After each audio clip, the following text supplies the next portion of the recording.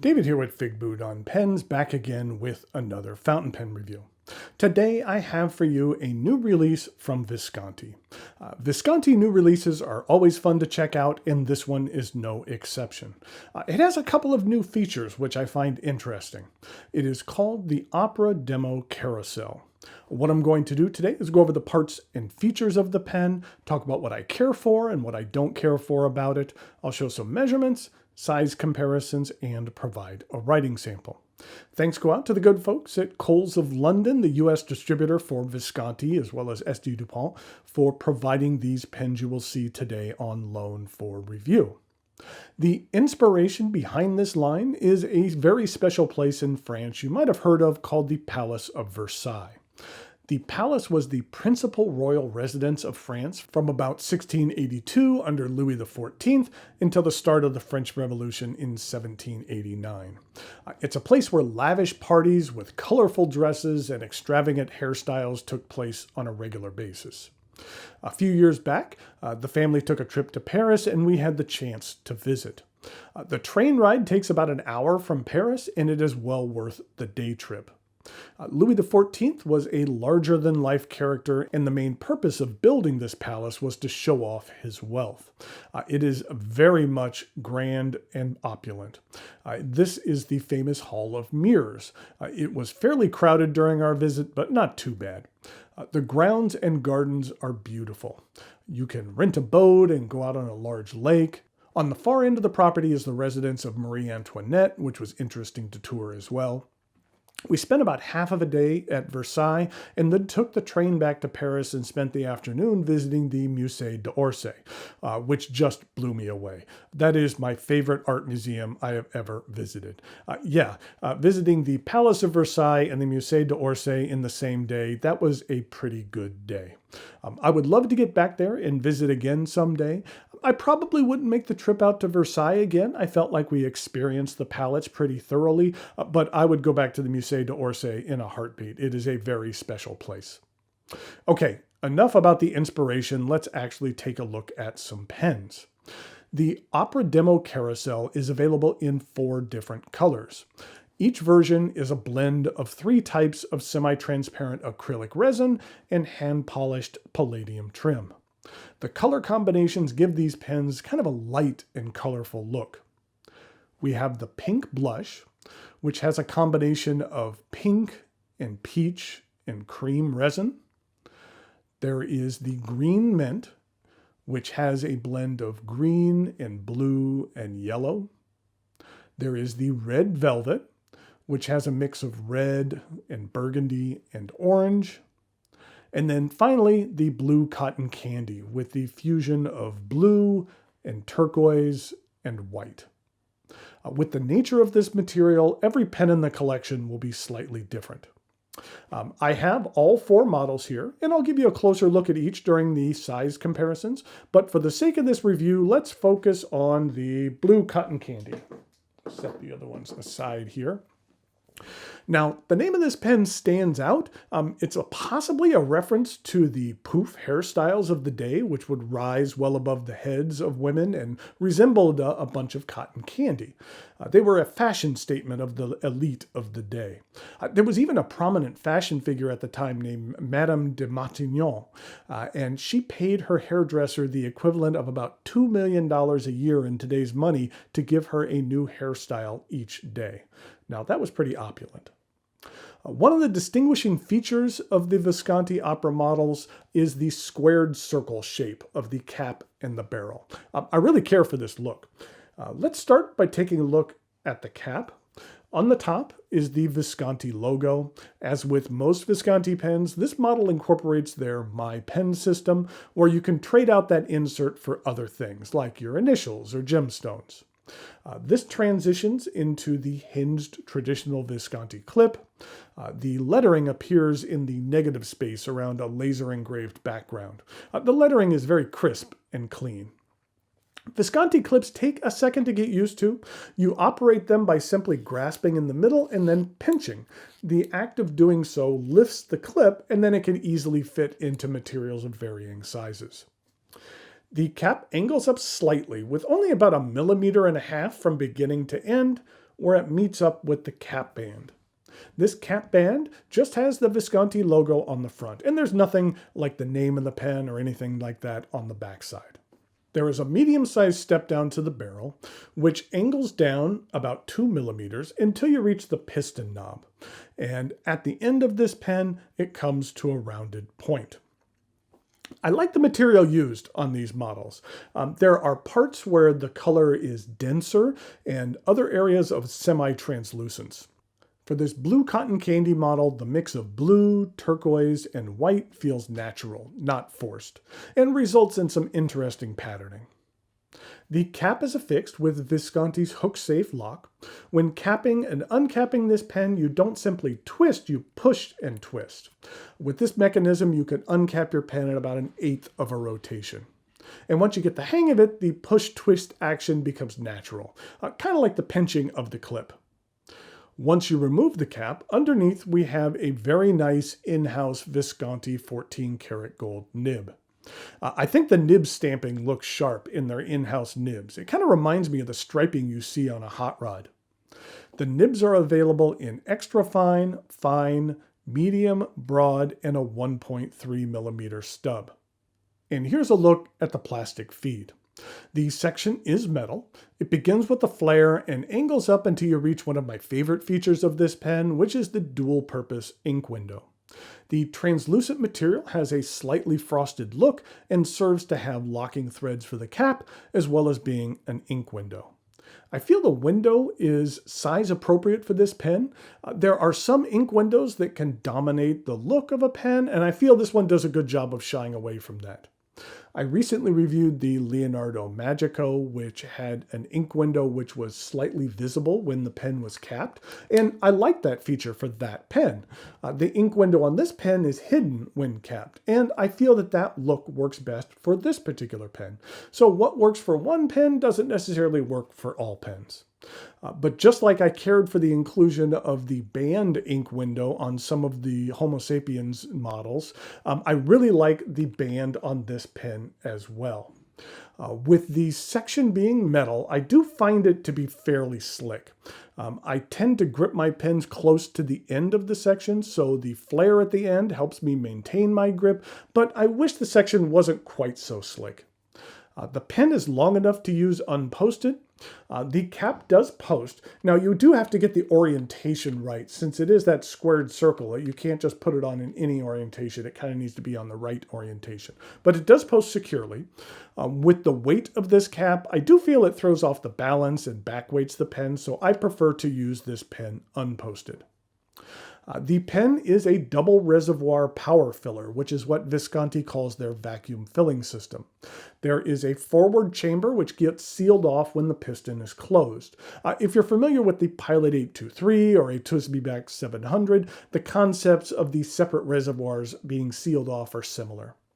You twist the piston knob to open it, and when you pull it out, you'll notice another new addition to this pen, in which the piston rod is resin.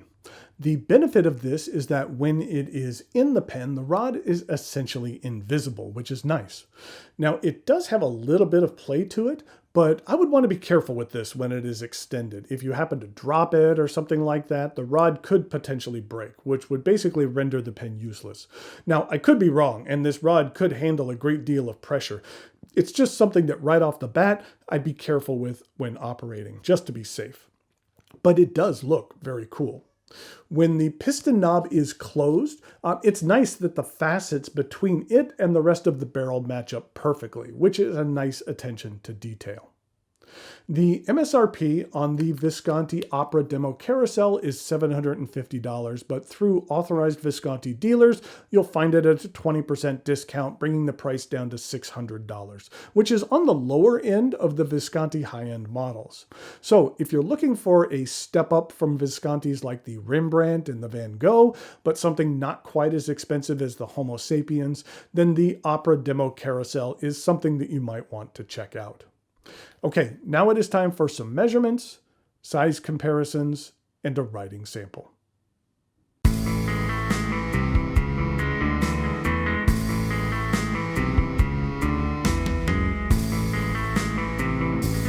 Here we go with some size comparisons for the Visconti Opera Demo Carousel. I kind of wanted to give you a closer look at each of these materials as I set them down. This one is the blue cotton candy. Then we have the green mint. I just like the combination of colors here and the swirling. Some of the parts are translucent. You can see a little bit of the piston mechanism in there.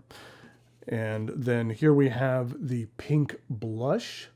Again, some nice pinks and whites, and I think a little bit of orange in here as well. And then finally, we have the red velvet. And the red velvet is kind of more of different shades of red. There isn't as much contrast on the red velvet, and it's a little bit more transparent in parts. But that's what they look like together. They make quite the nice set. In regard to some other Visconti pens, this is what it looks like with a Divina Desert Springs. Then here it is with a Homo sapiens. And then here it is with a Blue Ripple. And in regard to some non-Visconti pens, here it is with a Sailor King of Pen. This is the Royal Tangerine and a Mont Blanc 149. And then a Pelican M1000. In regard to some uncapped comparisons, this is what it looks like with the Homo sapien. And then here we have the Sailor King of Pen. And finally, here it is with the Pelican M1000.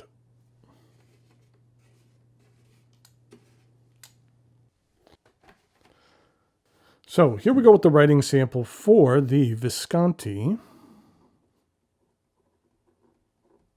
Opera Demo Carousel.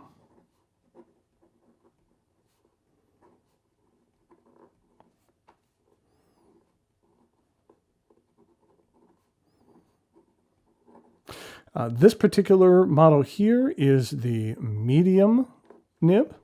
And then in just a minute here, I'll show you some of the other nibs as well. The ink that I'm using today is Visconti Turquoise.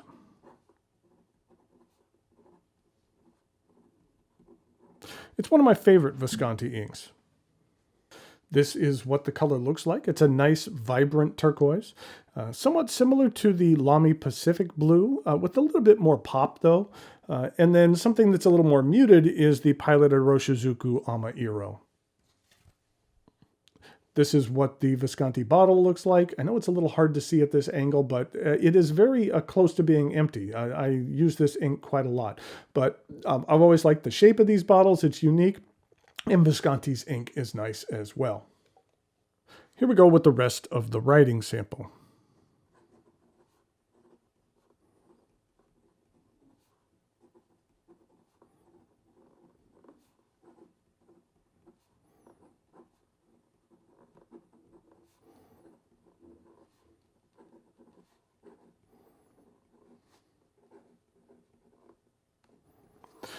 I find the Visconti in-house nibs to be very nice. I think that they have a decent amount of feedback with being very nice and smooth. It's definitely a gold nib that you can feel is a gold nib. There's some gold nibs where you're like, wait a second, is this gold or is this a stainless steel? You definitely get the feeling that this 14 karat gold nib is decent quality. In regard to ink flow on this medium nib, it is decent. This is a fairly wet ink. In regard to reverse writing,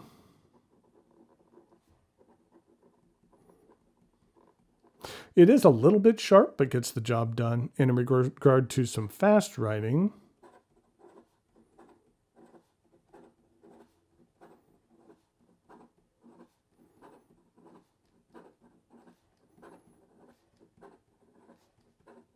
the feed has no issue in keeping up.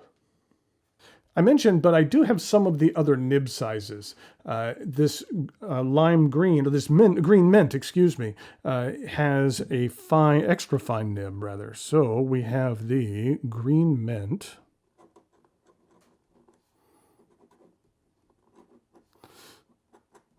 in extra fine.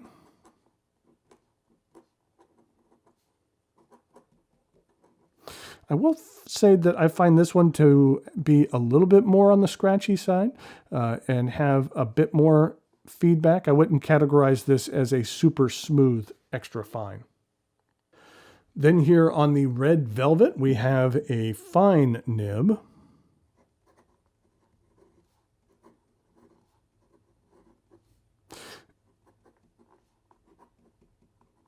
And I will say that this fine nib is considerably smoother than that extra fine.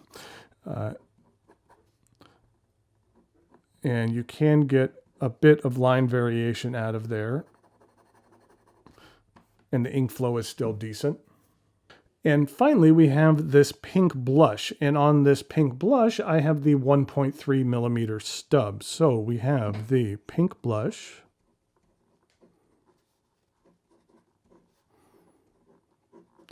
In, we'll say the 1.3 millimeter stub. Running out of room to write there. But you're not going to get a lot of line variation out of a stub in regard to whether you're pushing it or not. Now, there is going to be a lot depending on the horizontal or vertical. And the ink flow on that stub is decent as well. So here we have the Opera Demo Carousel. I think that this is a decent addition to the Visconti lineup. Like I mentioned in the price where this pen is, that it is kind of a good entry-level pen to the more expensive Visconti models. I think they look really nice. It has some very interesting new features, and that it's something that's been a nice addition to their lineup. So until next time, thanks for watching, and I'll talk to you later.